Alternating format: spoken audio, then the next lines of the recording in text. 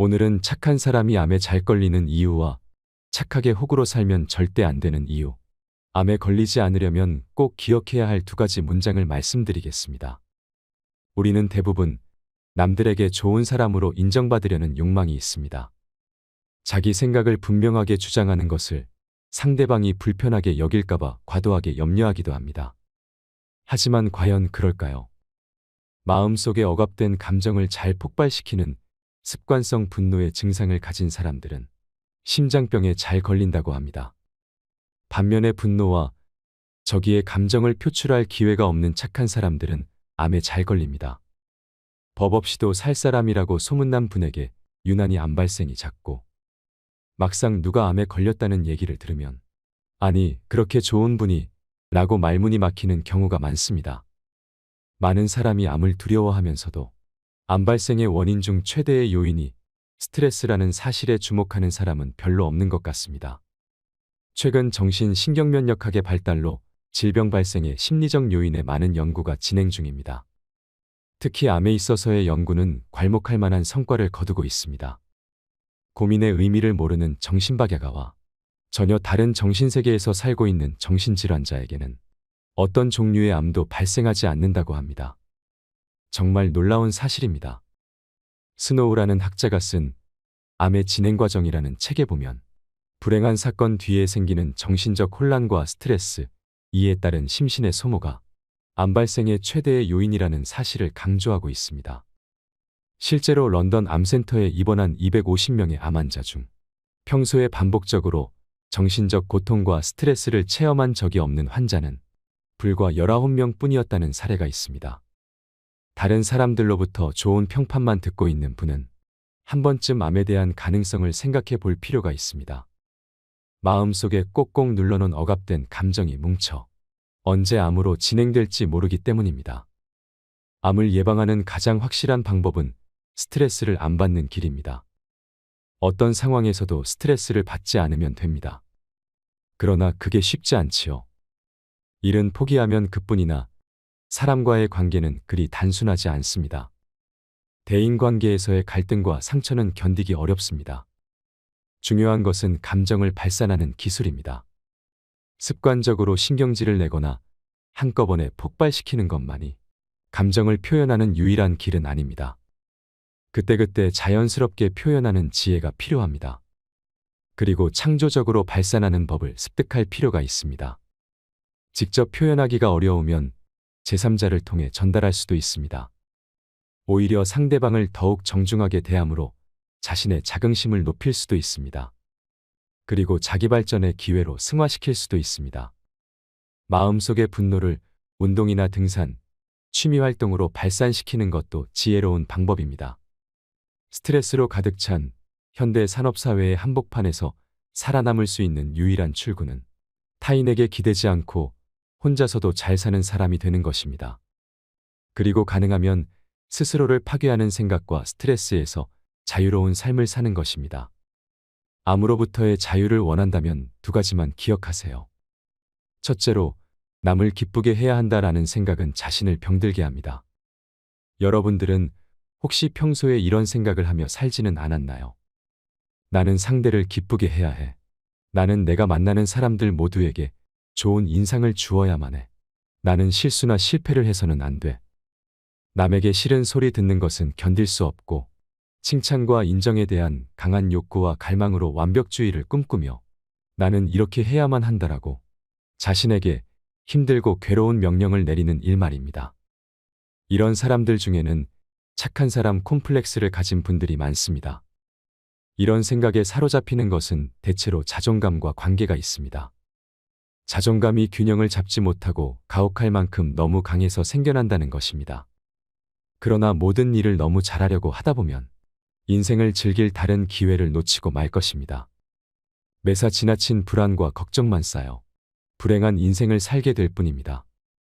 그래서 건강하고 균형 잡힌 자존감을 키워나가는 것이 필요합니다. 자존감의 핵심은 먼저 받아들이는 것입니다. 자신의 장점과 단점은 물론이고 잘못까지 인정함으로써 있는 그대로의 나를 수용하는 것에서 출발합니다. 그런 다음 자신의 잠재력을 찾아가면서 발전할 수 있도록 노력하는 것입니다. 가만히 생각해 보면 나를 비참하고 우울하고 불안하게 만드는 것은 바로 나 자신이라는 것을 알 수 있습니다. 남들은 그렇게 생각하지 않는데 괜히 나 혼자 어떤 작은 일에 마음이 상해 스스로 비극의 주인공이 되려고 하는 것입니다. 여기서 벗어나려면 세 가지 단어를 기억하세요. 멈추고, 조절하고, 벗어나라.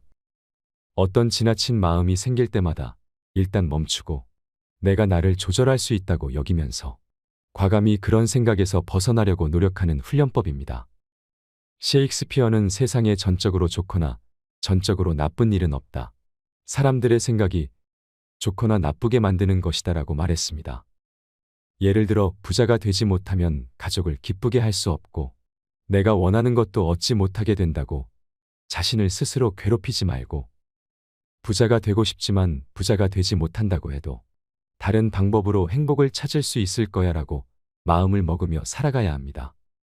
그것이 있는 그대로의 나를 수용하는 방식입니다. 남들로부터 항상 좋은 얘기만 들으려고 하고 나를 반대하는 자들은 다 나쁜 사람이라는 생각에 사로잡히게 되면 늘 화가 나고 신경질적인 사람이 될 수밖에 없지만 내 말이 틀릴 수도 있고 어떤 때는 사람들이 나를 싫어할 수도 있어라고 융통성 있게 생각하면 화가 덜 난다는 사실을 아시나요? 항상 내가 옳다는 생각과 이기적인 마음을 버려야 합니다. 사람은 누구나 인정받고자 합니다. 그래서 인정받지 못했을 때 받을 상처가 두려워서 회피하거나 지나치게 자기 방어를 하려는 심리를 갖게 됩니다. 그리고 그것이 행동으로 이어지면 점점 더 괴로워지고 불행해지는 악순환에 빠지게 됩니다. 여러 유형이 있지만 결국 해법은 하나입니다. 모든 사람에게 인정받겠다는 생각 자체에서 벗어나는 것입니다. 굳이 사람들의 마음에 들고자 그렇게까지 애쓸 필요가 없습니다. 너무 애쓰며 살아가지 마세요. 소심해질 필요도 없고 남들의 반응에 민감해야 할 이유도 없습니다. 모든 것은 마음먹기에 달려 있습니다. 책 나는 까칠하게 살기로 했다의 저자 양창순 박사는 건강한 까칠함이란 인간관계에서 거부당하고 상처받는 것에 대한 두려움을 내려놓는 힘이라고 말합니다. 이를 위해서는 먼저 자기 자신을 있는 그대로 수용하는 자세가 필요합니다. 그렇게 우리는 강인하고 자존감 있는 사람이 될 수 있고 멋진 인생을 살아갈 수 있습니다. 이런 마음으로 살아가면 비참한 노후가 아닌 행복한 노후를 맞을 수 있습니다. 물론 처음부터 바꾸는 것이 쉽지는 않을 것입니다. 하지만 꾸준히 반복하여 훈련해 보세요. 세상을 보는 눈이 달라질 것입니다. 둘째로 거절할 줄 모르면 인생이 고달파집니다. 사람들이 대인관계에서 가장 힘들어하는 것 중에 하나가 거절의 문제입니다. 누군가에게 무엇인가를 부탁하는 것이 쉬운 경우는 거의 없습니다. 대부분 사람은 머릿속으로 수십 번의 시뮬레이션을 거친 끝에 간신히 행동에 나섭니다. 그런데 그렇게 어렵게 부탁을 했는데 거절을 당한다면 그 순간에 느끼는 당혹스러움과 부끄러움은 도저히 말로 표현되지 않을 것입니다. 그러니까 사람들은 행여 그런 순간을 맞게 될까봐 행동으로 나서지 못하고 더욱 시간을 끌면서 망설이게 됩니다. 우리는 모두 이런 상황을 잘 알고 있습니다. 상대방이 부탁을 해왔을 때는 얼마나 어렵게 결심한 것인가를 충분히 이해하고 있습니다. 그러다 보니 우리가 누군가의 부탁을 거절해야 하는 상황에 놓이는 것은 굉장히 난처한 일이라고 느끼게 됩니다. 그러다 보니 거절로 상처 입은 상대방이 나를 싫어할 것이 무서워 어쩔 수 없이 계속 부탁을 들어주기도 하고 그 부탁이 내가 하기에는 힘에 부치는 일이라는 것을 알면서도 애써 미루며 답변을 늦추는 경우가 생기게 됩니다. 그런데 문제는 그런 일이 이어지다 보면 나한테 그런 짐을 지우는 상대방뿐 아니라 부탁을 받을 때마다 거절도 못하고 받아들여 힘에 부치고 어려운 일을 하고 있는 자신에게도 화가 나기 시작한다는 점입니다. 부탁을 들어주지 않았다고 해서 상대방이 나를 나쁘게 말하는 것이 직접적으로 내 귀에 들어오는 경우는 그다지 흔치 않습니다. 하지만 나 자신에게 화를 내면서 못마땅하게 여기는 일을 하는 것은 어리석은 내 선택 때문에 눈앞에 펼쳐진 현실입니다. 사실 상대방은 내가 부탁을 거절하면 당장은 상처를 입긴 하지만 현실을 있는 그대로 받아들입니다. 특별한 감정을 가지지 않습니다. 이건 처지가 바뀌어도 누구나 마찬가지입니다. 부탁을 들어주지 않는다는 이유로 서운해하거나 화를 내는 사람들은 차라리 이번 기회에 멀리하는 것이 좋습니다. 이런 사람들 중에는 부탁을 들어주어도 진심으로 고마워하지 않고 당연한 것으로 여기는 사람도 많습니다. 그러므로 거절에 대한 두려움은 일단 접어야 합니다. 인생을 살아감에 있어 간결하고 명료하게 내 의견을 전달하는 것이 가장 좋습니다. 나는 거절이라고 했어도 상대방은 승낙한 것으로 받아들여 입장이 곤란해지는 일도 있으므로 중언부언하거나 미적거리며 답변을 늦추지 말고 미안해, 그 부탁은 들어줄 수가 없어라고 명확하게 말하는 것이 가장 좋습니다. 이런 명확성은 거절뿐만 아니라 상대방에게 싫은 소리를 할 때도 똑같이 적용됩니다. 완곡히 에둘러 말하면 본인 생각과는 달리 상대방은 못 알아듣는 경우가 대부분입니다. 부드럽지만 단호하게 그리고 간결하고 명료하게 상대에게 의사를 전달하도록 평소에 꾸준히 연습해야 합니다. 내가 매정하게 거절하면 사람들이 나를 어떻게 생각할까 전전긍긍하는 건 부질없는 것입니다. 남의 기준에 맞춰 사는 것은 의미가 없습니다. 거절을 하든 싫은 소리를 하든 중요한 것은 내 기준에 맞추는 것입니다. 사람은 실제로 남의 인생에 대신해 줄 것이 그리 많지 않습니다. 불필요한 조언이나 간섭은 피해야 하고 아무리 간절한 부탁이라도 내가 들어줄 수 없는 것이면 명확하게 거절해야 하는 것입니다. 다른 사람에게 친절한 방법은 딱 반발자국만 더 나가고 딱 반발자국만 더 도와주는 것입니다. 우선순위를 정하는 것이 중요합니다. 정말 도와주기로 마음먹었다면 딱 반걸음만 더 도와주고 내가 이 부탁을 들어주면 당연하게 여기는 사람인지 아닌지를 구분해 결정하면서 나에게 주어진 에너지를 효율적으로 사용하세요. 오늘은 착하게만 살아서는 안 되는 두 가지 이유와 함께 그 대처 방안을 설명해 드렸습니다. 하지만 아직 정말 중요한 사항이 남아 있습니다. 앞서 설명드린 바와 같이 우리는 앞서 다른 사람의 마음에 들고자 애쓸 필요가 없고 내 기준에 맞지 않으면 부탁을 거절할 수 있어야 한다고 했습니다. 그렇게 까칠한 사람이 되는 것이 불안과 걱정에서 벗어나 자신을 힘들게 하지 않고 편하고 건강하게 살아가는 방법입니다. 그러나 그렇다고 해서 까칠함과 무례함을 혼동해서는 안 됩니다. 다른 사람을 신경 쓰지 않는다고 해서 상대를 무시하거나 욕해도 좋다는 뜻은 아닙니다. 그러면 또 다른 인간관계에 문제가 발생합니다. 혹을 때려다가 하나 더 붙이게 된 셈입니다. 건강한 까칠함을 가진 사람은 자신을 스스로 소중히 여기는 만큼 다른 사람에게도 똑같이 대하려고 노력하는 사람입니다. 내 것이 소중하면 남의 것도 소중하다는 사실을 알고 있는 사람인 것입니다. 반대로 건강하지 못한 까칠함을 가진 사람은 작은 실수로 비난만 하거나 늘 잘못을 콕 집어내는 것을 즐겨합니다. 그러나 그런 행동을 좋아할 사람은 거의 없습니다. 자기는 나름대로 치밀하고 진지하다고 생각하지만 상대방이 보기에는 단지 공감하는 능력과 배려심이 부족한 사람일 뿐입니다. 유연성이 없는 사람들이 인간관계에 더 자주 갈등을 일으키는 것도 그 때문입니다. 만약 그런 문제로 어려움을 겪는다면 상대방의 입장이 되어볼 필요가 있습니다. 사람은 누구나 이기적이고 자기중심적으로 살 수밖에 없는 존재라서 늘 자신이 피해자이면서 동시에 가해자는 아니었는지 되돌아보고 받아들이는 과정이 있어야 합니다. 그럴 때 우리는 건강한 까칠함을 유지할 수 있게 되는 것입니다. 마지막으로 화를 잘 내는 사람들의 특징과 대처 방안에 대해서도 이야기 나누고 싶습니다. 나이를 먹을수록 화를 더 쉽게 내는 사람들이 있습니다. 특히 인간의 심리상 가까운 사람에게 화를 더 잘 내게 된다고 하는데요. 소중한 관계였는데 화를 냈다가 관계가 서먹해지거나 아예 단절되는 경우도 많습니다.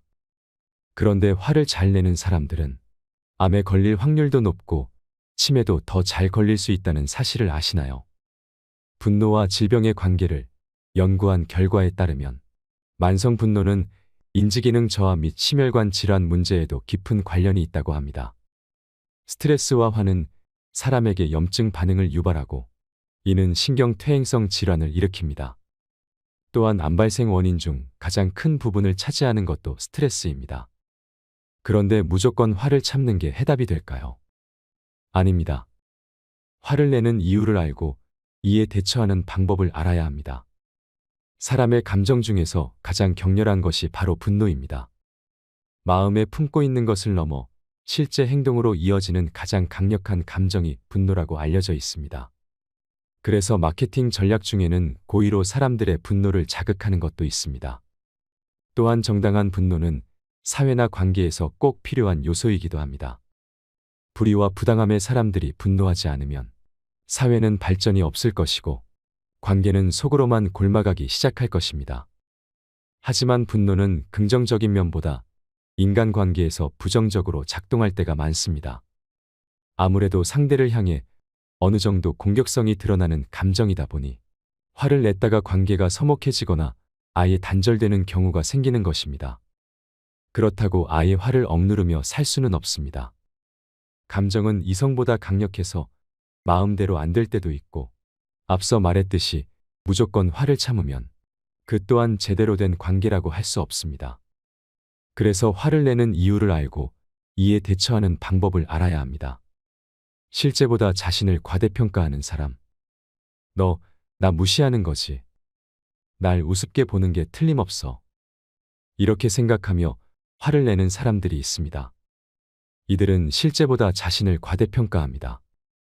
그래서 사람들이 자신을 무시한다고 여깁니다. 이런 사람의 경우 앞에서는 비위를 맞춰주며 좋게 좋게 넘어갈 수도 있습니다. 하지만 당사자를 진심으로 걱정한다면 진실을 말해주어야 합니다. 다른 말로 팩트 폭격이라고 합니다. 가장 좋은 극복 방법은 스스로 결과를 내는 것입니다. 자신의 평가에 걸맞은 훌륭한 인품을 가진 사람이 되거나 괄목할 만한 성과를 거두면 내가 원하지 않아도 사람들은 자연스레 그에 맞게 대우해 줍니다. 그러면 무시당한다는 기분도 들지 않을 것이고 화를 내는 일도 줄어들 것입니다. 자신의 콤플렉스나 과거의 상처에 자극받았을 때 방어기제가 발동하는 사람. 별말을 하지 않았는데도 크게 화를 내는 사람이 있습니다. 이럴 때는 상대방의 콤플렉스를 자극하지 않았는지 생각해 보세요. 쉽게 말해서 선을 넘었다고 보면 됩니다. 여기서 어려운 점은 이 선이라는 게 사람마다 다 다르다는 데 있습니다. 타고난 성격과 자라면서 경험한 것들이 복합적으로 작동하기 때문에 그 사람만의 선이 무엇인지 판별하기는 어렵습니다. 이럴 때는 같이 화를 내기보다는 왜 그렇게 화가 난 거야 라고 이유를 물어봐야 합니다. 그러면 상대방은 자신의 감정을 토로하는 게 아니라 설명하면서 격한 감정을 누그러뜨릴 수 있습니다. 그리고 그렇게 상대방의 선을 알게 되면 원만한 관계를 유지하는 데 도움이 됩니다.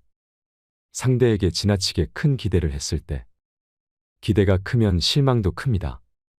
그리고 실망이 커지면 화가 나기도 합니다. 많은 부모님들이 자식의 성적표를 보면 화가 나는 이유가 여기에 있습니다. 내 자식은 참 똑똑한데 열심히 하면 더 잘할 수 있는데 이런 기대 때문에 만족할 만한 성적이 나오지 않으면 화를 내기도 합니다. 하지만 그렇게 닥달한다고 기대가 현실이 되지는 않습니다. 기대라는 말의 뜻은 다음과 같습니다.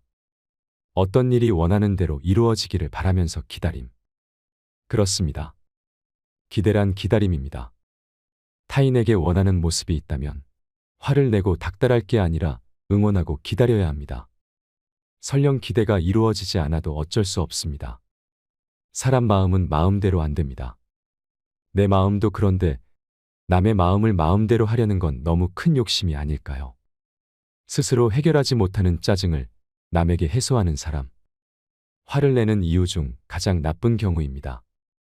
타인의 감정은 쓰레기통으로 던지고 자신의 감정만 소중히 여기는 이기적인 짓이기 때문입니다.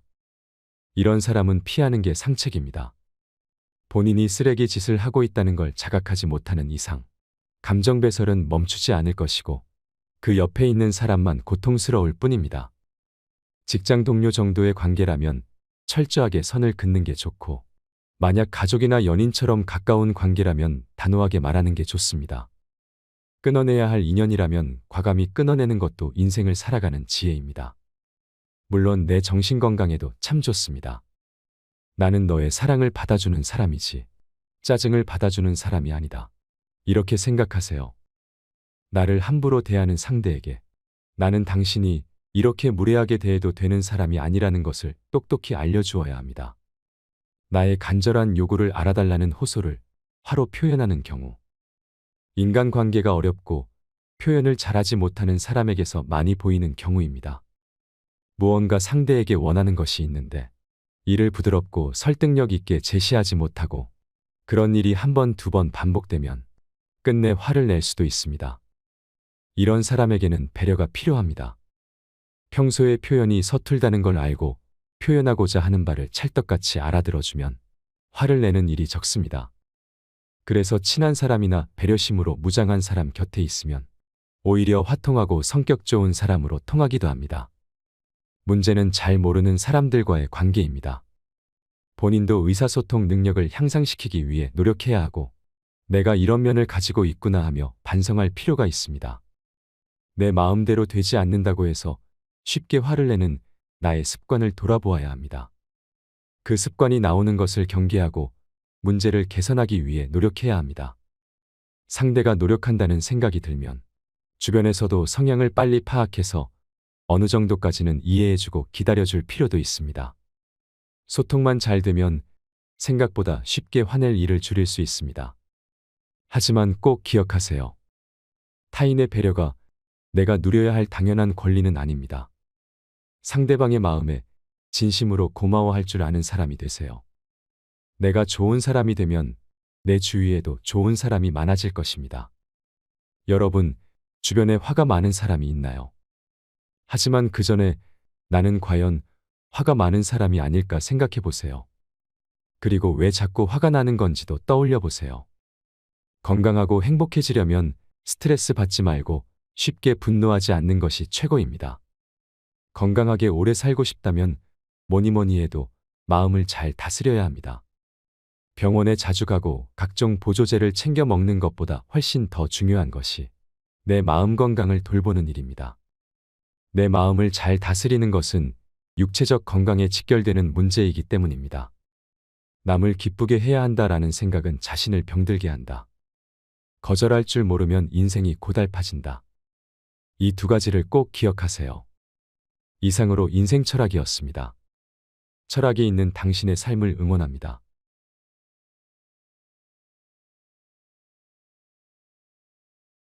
사람이 아름답게 죽는다는 것은 어려운 일이지만, 그러나 참으로 어려운 것은 아름답게 늙는 것입니다.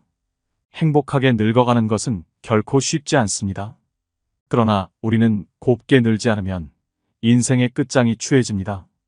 아름답게 늙어가는 분을 만나면 세상이 참 고와 보입니다.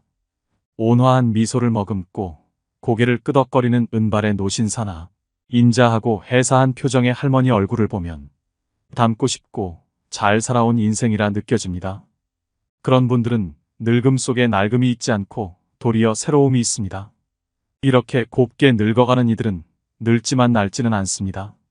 반면에 눈살이 저절로 찌푸려지는 노인들의 행동을 볼 때마다 절대로 저렇게 늙지 말아야지 하고 다짐을 합니다. 아름답게 늙어간다. 매력있게 늙어간다. 멋지게 늙어간다. 나이 들어가는 모든 사람의 로망이 아닐까 싶습니다. 요즘은 60부터 75세까지를 신중년이라고 합니다.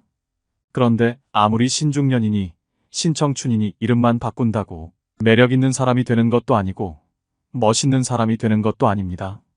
중요한 것은 우리가 말과 행동을 어떻게 하고 어떻게 품격 있는 몸가짐을 가지느냐가 제일 중요하다고 생각합니다. 그래서 나이 들면서도 매력 있는 노인으로 아름답게 늙어가는 것은 하나의 숙제이기도 목표이기도 한 것 같습니다. 영국의 정치경제대학의 캐서린 교수가 매력자본이라는 말을 만들어냈는데 매력이 자본이고 경쟁력이라는 뜻입니다. 우리가 나이 들어가면서도 자기를 잘 가꾸고 매력있게 말하고 행동하는 것은 분명히 자본입니다. 신중년으로서, 노인으로서의 경쟁력이죠. 오늘은 법륜 스님의 말씀으로 아름답게 늙어가는 5계명을 말씀드리려고 합니다. 아주 기억하기 쉽도록 1, 2, 3, 4, 5의 첫음을 따서 만든 요령 5가지입니다. 꼭 기억하시고 그대로 실천하셔서 귀티나는 노후를 만드시길 소망합니다. 먼저 1입니다. 일부러라도 자주 웃어야 됩니다. 지하철 경로석이나 시장에서 만난 노인들을 유심히 살펴보면 거의 모든 노인들의 인상이 찌푸려져 있습니다.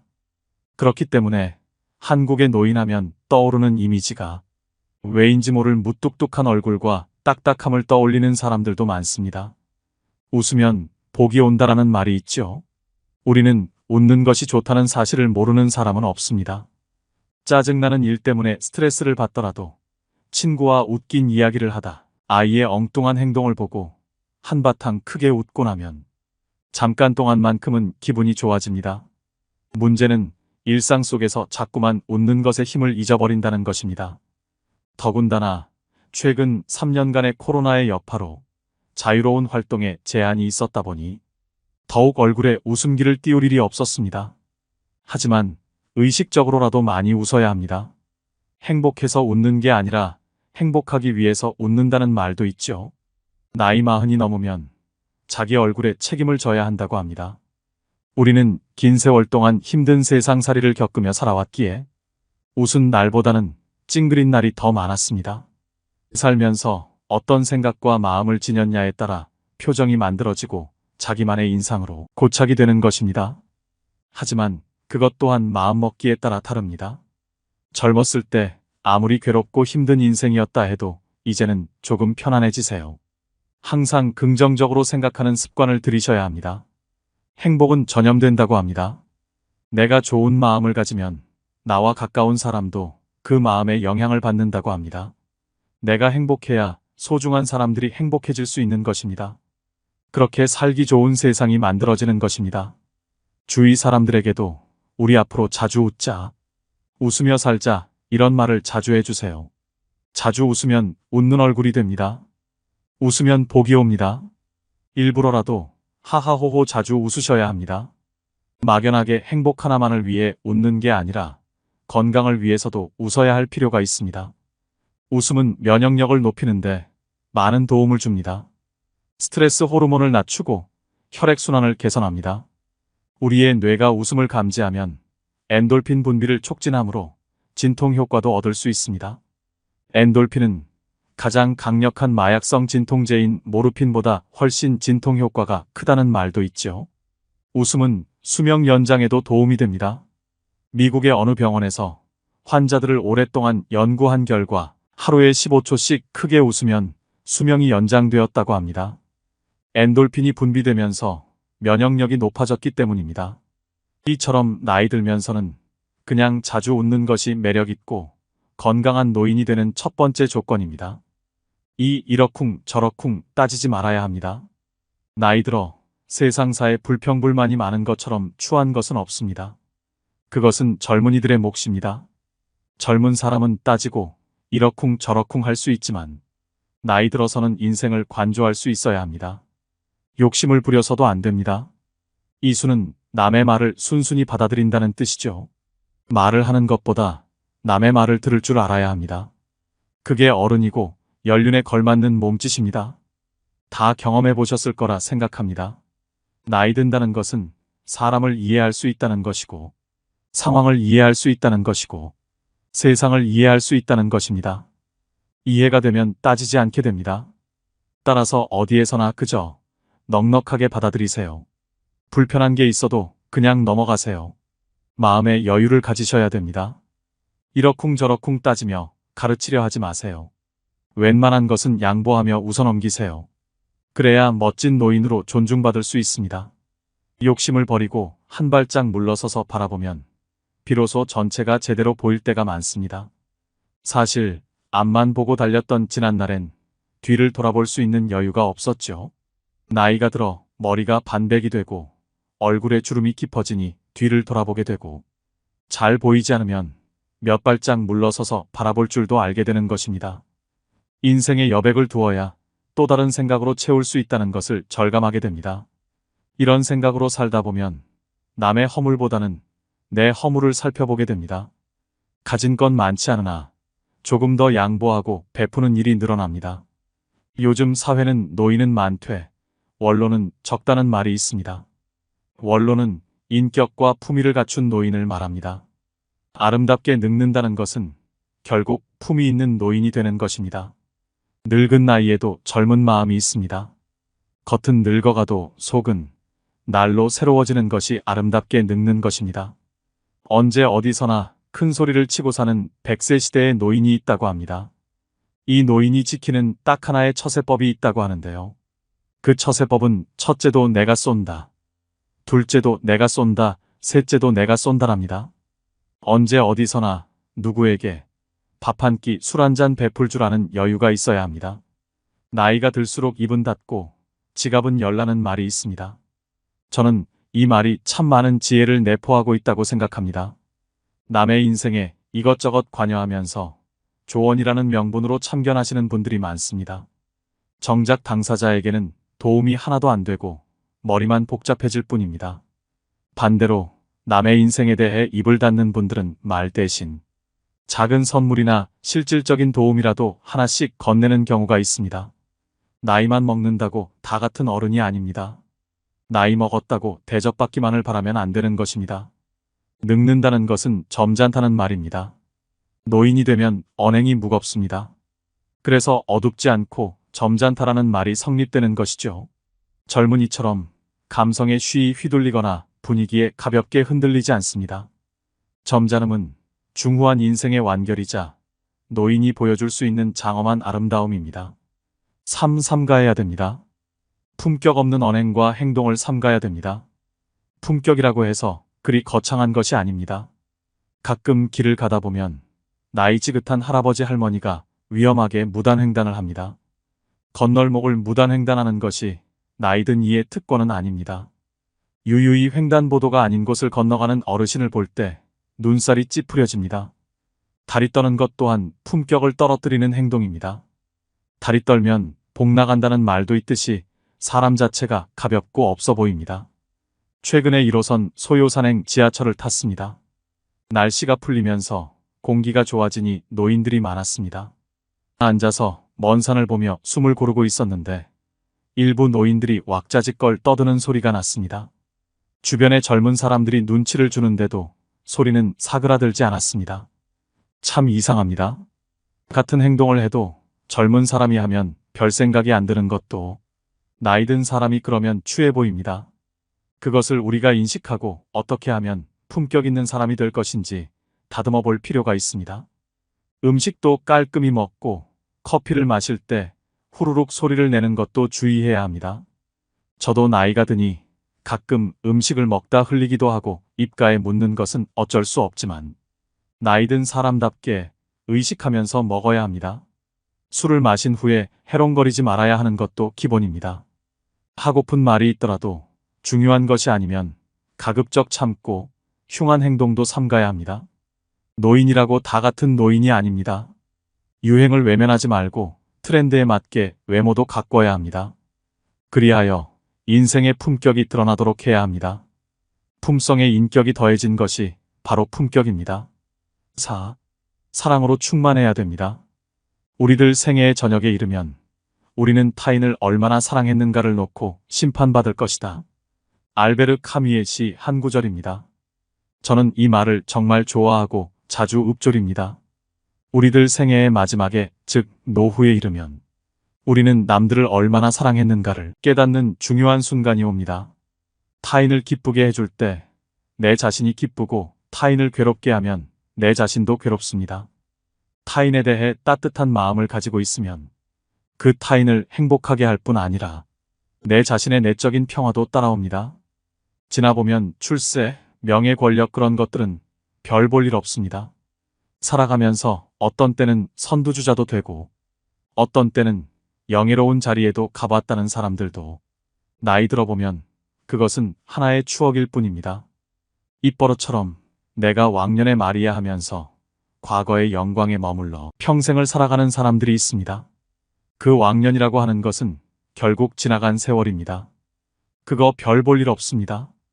공술의 공수거입니다. 빈손으로 와서 빈손으로 떠나는 것이 우리의 인생입니다.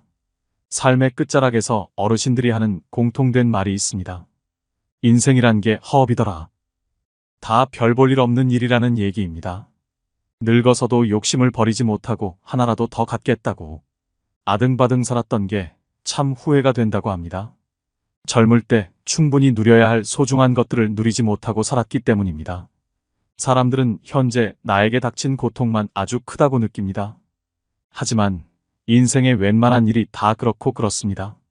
세상에는 나보다 더 힘들고 고통스럽게 사는 사람들이 많습니다. 인생을 관조하면 너와 나 모두가 불쌍한 존재임을 깨닫게 될 것입니다. 출세도 별 볼 일 없음을 깨닫게 됩니다. 그러면 목에 힘이 빠집니다. 표정이 따뜻해지고 말이 따사로워집니다. 나이 들어보면 참 별거 없습니다. 그렇기 때문에 우리는 왕년에 옛날 일의 추억에 사로잡혀서 폼 잡을 게 아니라 이제는 사랑으로 충만한 사람이 되어야 합니다. 너무 애쓰지 말고 악다구니 쓰지 말아야 합니다. 세상을 선한 눈으로, 사랑의 마음으로 보고 실제로 남에게 베풀 줄 알고 지금 내게 주어진 일도 감사해 하면서 사랑으로 충만한 삶을 살아가시길 바랍니다. 오늘에 충실하고 오늘을 만끽해야 됩니다. 아름다운 젊음은 우연한 자연현상이지만 아름다운 노년은 예술작품이다 라는 말이 있습니다. 참 멋있는 얘기입니다. 아름답고 매력이 있는 젊음이라는 것은 자연스럽게 오는 하나의 자연현상일 뿐입니다. 그런데 아름다운 노년, 매력 있는 노년은 최선을 다해 만들어야 하는 예술작품입니다.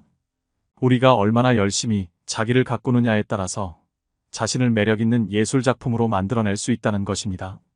노인분들이 꼭 한번 읽어보셨으면 하는 글이 있습니다. 늙는다는 것은 추해지는 것이 아니라 아름다운 것을 의미한다. 나이를 추하게 장식하면 노인은 기피의 대상이다. 하지만 나이를 아름답게 가꾸면 그 나이야말로 가장 아름다운 석양의 불꽃일 것이다. 젊음은 피부와 에너지 그리고 재주로 아름다움을 표시한다. 노인에게는 성숙한 영혼과 절제된 매너 그리고 빛나는 지혜, 황혼보다 더 아름다운 그림이 있다. 어제는 역사고 내일은 미스터리인 것이 인생입니다.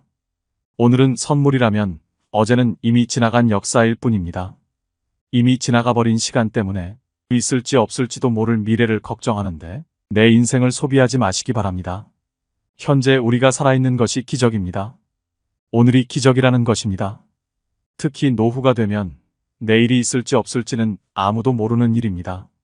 50이 훌쩍 넘은 나이로서 오늘을 맞이했다는 것은 50여 년의 세월이 켜켜이 쌓여 오늘까지 온 것이기 때문에 그것 자체로 선물이요, 기적입니다. 일상에서 소소한 행복을 찾으세요. 주위를 조금만 둘러봐도 아름다운 것들이 참 많습니다. 젊었을 때는 더 높은 꿈과 욕심에서 행복을 찾으려고 합니다. 하지만 내가 지금 가진 것에 만족하는 것에서 행복을 찾을 수도 있습니다. 불행은 내가 가지지 못한 것을 갈망할 때 생긴다고 하지요. 인생의 후반전에서는 채우는 것보다 비움을 실천해야 할 때입니다. 그러면 자신에게 주어진 모든 것들에 감사할 수밖에 없습니다.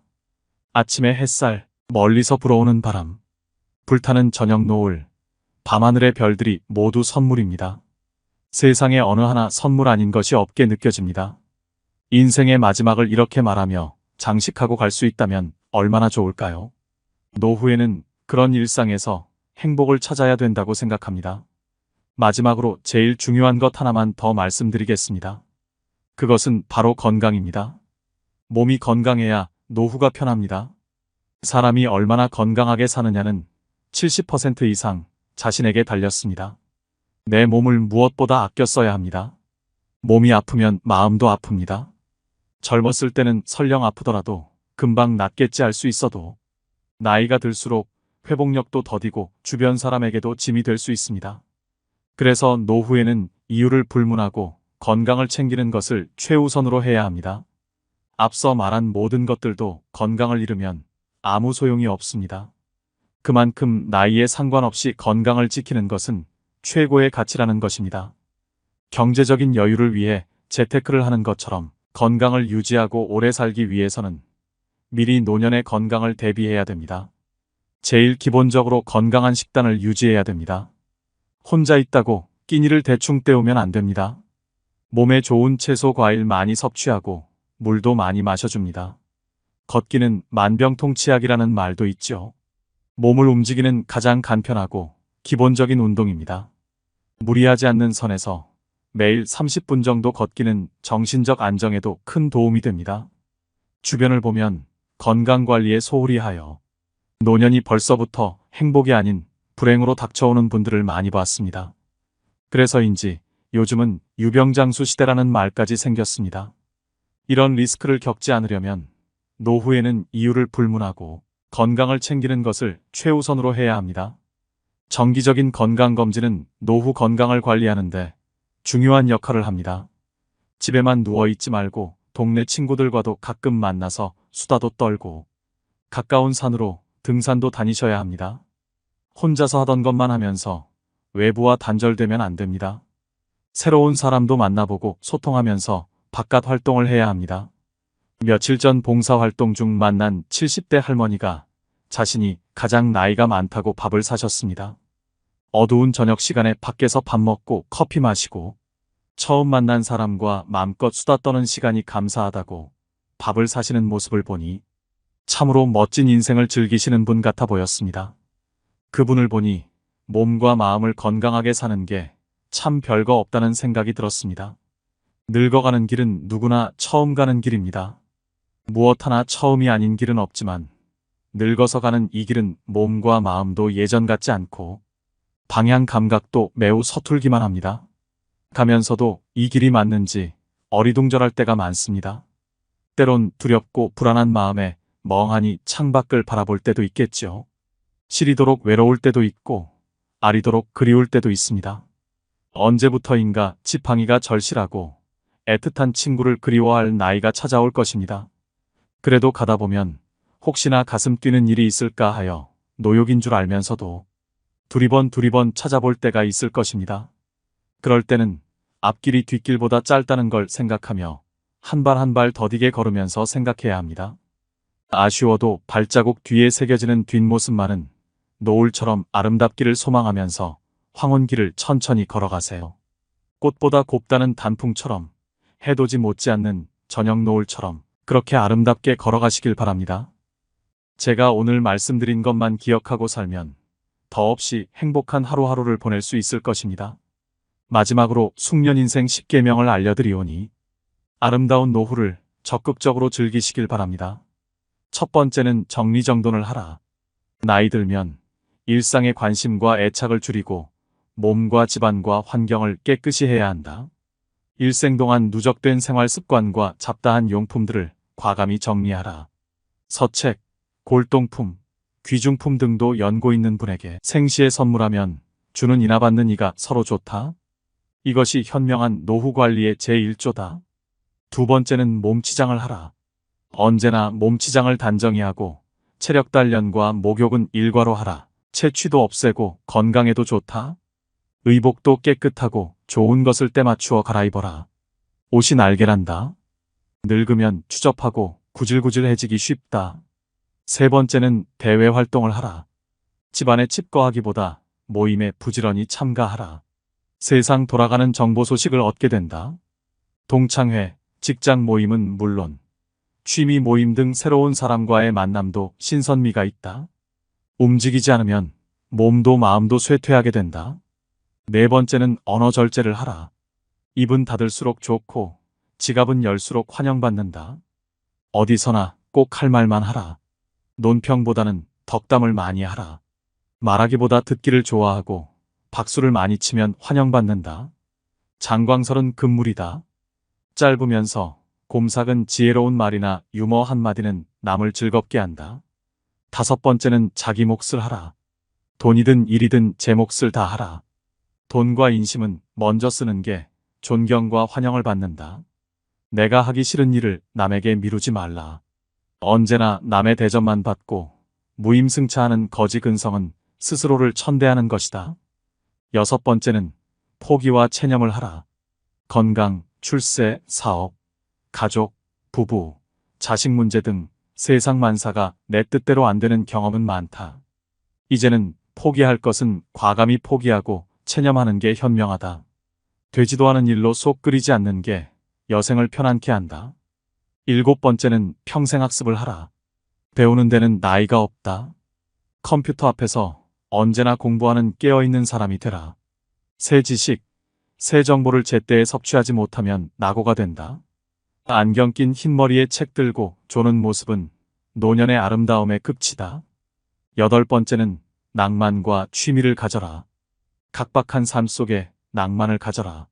늘 꿈을 꾸고 사랑하며 감흥과 희망을 가지고 살면 늙어도 청춘이다. 산수를 즐기며 자기가 좋아하는 취미 활동에 전념하는 것도 행복 삼매경에 이를 수 있다. 9번째는 봉사를 하라. 평생을 사회의 혜택 속에 많은 신세를 지고 살아왔다. 얼마 남지 않은 인생, 이제 남을 위해 베풀며 살자. 내가 먼저 베푸는 것이 복을 짓는 길이다. 10번째는 허심, 겸손하라. 마음을 비워라. 욕심을 버리면 겸손해지고 마음을 비우면 세상이 밝게 보인다. 인생을 달관하면 인격이 돋보이고 마음의 평화와 건강을 누리게 된다. 오늘도 노후의 지혜와 함께 해주셔서 감사드립니다. 황금빛으로 무르익어가는 여러분의 지혜로운 인생을 언제나 응원합니다.